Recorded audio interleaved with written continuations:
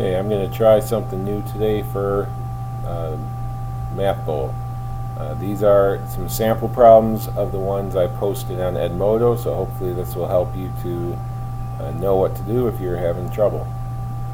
Here, if a kindergarten teacher places her children 3 on each bench, there will be 2 children who will not have a place. However, if 5 children are placed on each bench, there will be 1 empty place. What is the smallest number of children the class could have? For this problem, what you have to do is realize that these numbers, 2 and 1, this one's a remainder, children who won't be have a place, and this one is an empty spot on the bench. So that means that if there were 5 children on each bench, one of the places, the benches, would only have 4 children on it. So you have to figure out if there were 3 children, 2, 3, 1, 2, 3, and 1, 2, 3, and then there's 2 kids left over here. You could say that that is 11 children. Now you have to decide or figure out if there were 5 on each bench. 1, 2, 3, 4, 5, 6, 7, 8, 9. So there's 1 empty spot on that bench. Now that's only 9 kids though, so we're not going to be able to have the same number of kids in that class. So you have to figure out a number that would work and fulfill both of those requirements. Now you could draw pictures for this and kind of do guess and check, or you could do figure out the different options of each situation here and then figure out which number would work for both. We had a problem similar to this a couple weeks ago. So if there were 3 on the bench and 2 children left, the smallest number could be was 5.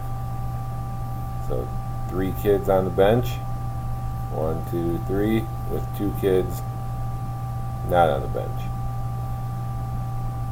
So from there, we just add 3. So if I had another 3 kids on a bench, and then those 2 children not on the bench, that's a total of 8.